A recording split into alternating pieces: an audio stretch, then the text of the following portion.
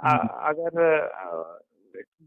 कितने भीड़ वहां पे आए थे, 1000 2000 या अरे 1000 2000 की बात कर रहे हैं, बहुत भीड़ थे, लाखों में भीड़ थी।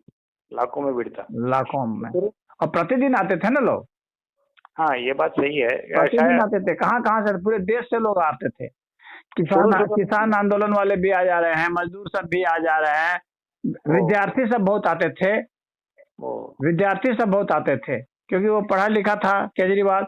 अच्छा, कुमार विश्वास जो था ना, उसकी बहुत बड़ी हाँ भूमिका हाँ मैंने हाँ, देखी। कुमार विश्वास कुमार वो। विश्वास ने जो है ना, उससे वो गाना गाता था, हाँ गा गा करके सुनाता था, तो लोग उसमें बड़ा उत्साहित होते थे। और युवाओं को पूरा एड्रेस करता था। सब आईआईटी हाँ वाले जो पढ़े लिखे लड़के सब थे, उन लोगों को हाँ वो कर लिया था, प्रभावित कर लिया था, और वे सब सब वहां पर आते थे। तो दिल्ली में जो है, काफी कॉलेजेस बहुत ज्यादा हैं, तो वो हाँ। स्टूडेंट ही उतने काफी थे। सब हॉस्टल से लड़के उठ उठ करके वहां जाते थे।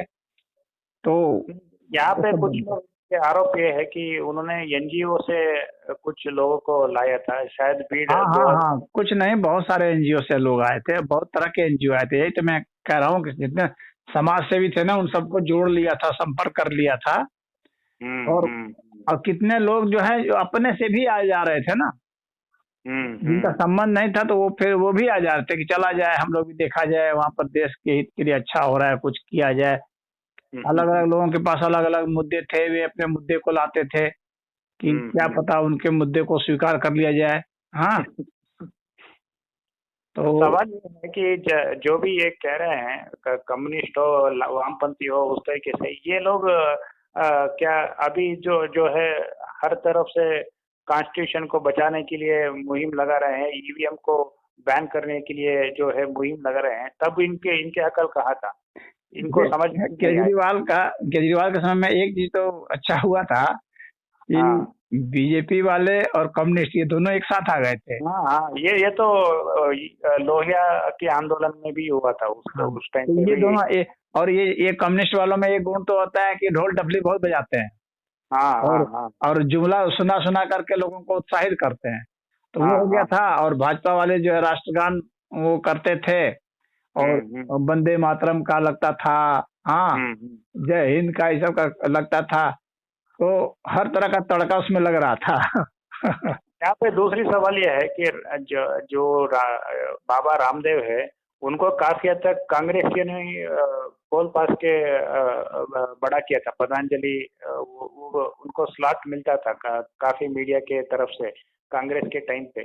तो इन्होंने भाजपा की तरफ क्यों कूदा, वो आज तक समझ में नहीं आई। इन्होंने वो तो आरएसएस के थे कि नहीं, वो अभी तक मुझे नहीं देखिए, पता। मैं आपको एक बात बताता हूँ, जो भी हिंदू साधु है ना, हम्म।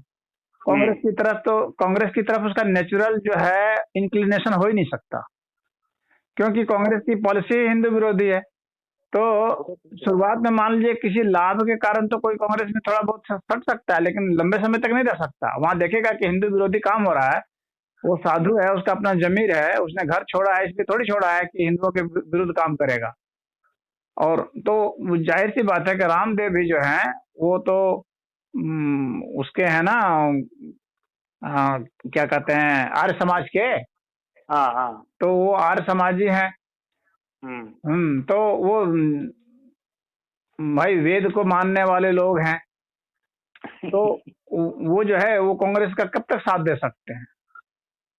तो कांग्रेस की लेकिन पोल उन्होंने पट्टी खुल काफी जाती है, तो हद तक कोई भी साधु लंबे समय तक इनका साथ नहीं दे सकता। जो जो इनका कांग्रेस का साथ लंबे समय तक मुसलमान दे सकते हैं, इस्लामिक फिलोसफी जो है इनके साथ सट सकती है, क्योंकि ये उसी के रास्ते पर चल रहे हैं, उसी को आगे बढ़ाते हैं। तो नेचुरल लेकिन इंक्लिनेशन रामदेव महाराज का इनके साथ हो ही नहीं सकता था, वो बीजेपी के साथ होना ही होना जो था। पतंजलि स्थापित करने के लिए तो कांग्रेस के टाइम पे ही उन्होंने स्थापित किया था ना। वो जो भी प्रोडक्ट्स आते थे, तब उन्होंने जो है विदेशी प्रोडक्ट को उन्होंने काफी हद तक बुरा भला कहा। और अपने जो भी एक पतंजलि प्रोडक्ट्स है, उस टाइम पे उनको स्लॉट मिलता था। आस्था चैनल हुआ करता था, आज भी है कि नहीं मुझे नहीं पता। हाँ, है चैनल है, क्यों नहीं है। हाँ, तो वहाँ पे इनको स्लॉट मिलता था। तो काफी हद तक कांग्रेसियों ने ऐसा नहीं किया कि भाई हिंदू विरोधी करके इनकी जो प्रोग्राम है उनको बंद किया गया हो, इनको बाद में जो रामलीला में जो उनको सलवार कमीज में उनको पकड़ दिया गया वो अलग विषय है। लेकिन उन्होंने काफी हद तक जो है कांग्रेस की जमाने में एक और बाबा थे जैसे निर्मल बाबा थे, वो समोसा पकौड़ा कचौरी जो है उनको अपने भक्तों के लिए जो भी सोल्यूशन थे उनको खाने के लिए वो कहते निर्मल बाबा करके, तो आपको याद है कि नहीं? हाँ याद है, याद है।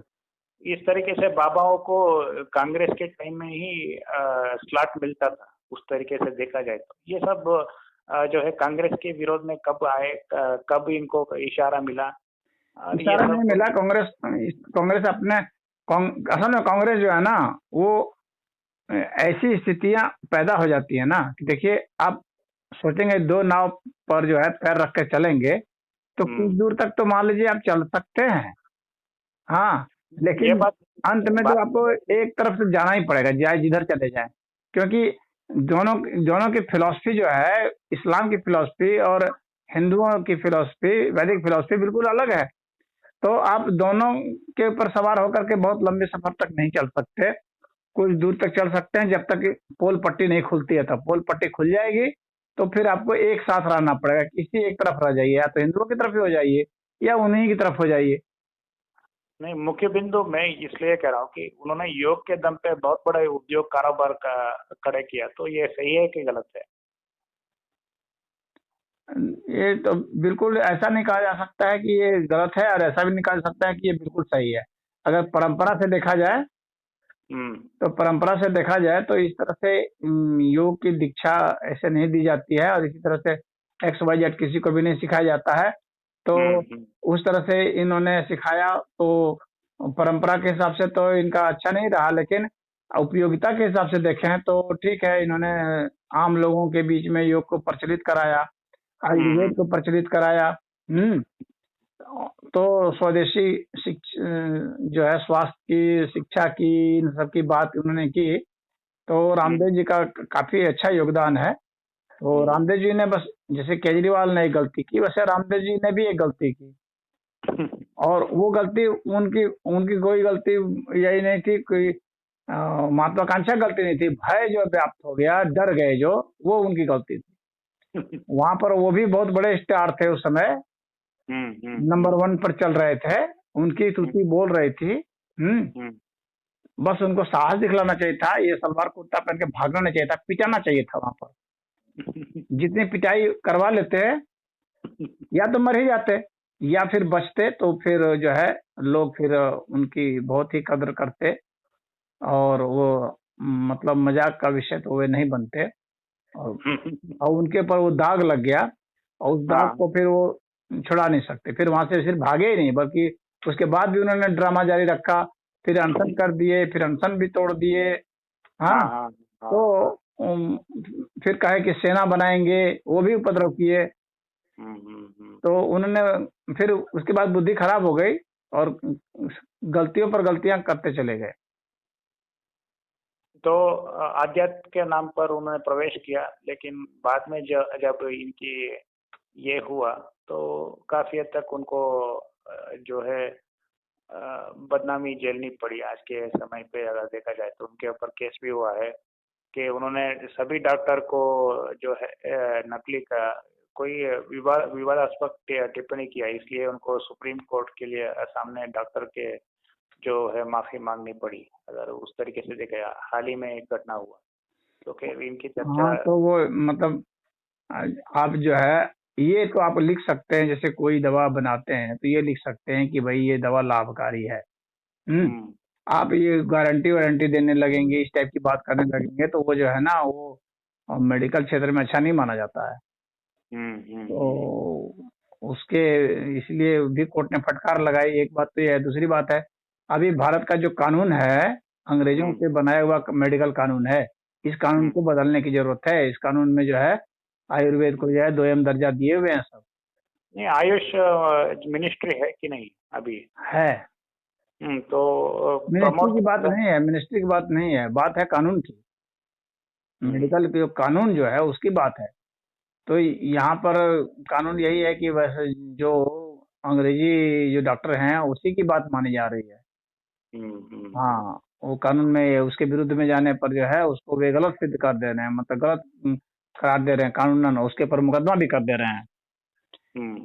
तो इस कानून में जब बदलाव कर दिया जाएगा तो आयुर्वेद का भी जो डॉक्टर है उसको भी उतना ही महत्व मिलेगा, और उस समय फिर ये इनकी नहीं सुनी जाएगी अंग्रेजी वालों की। लेकिन उस कानून को बदलना पड़ेगा। ये तो भाजपा सरकार 10 साल तक रही लेकिन कहाँ बदल पाई इस कानून को।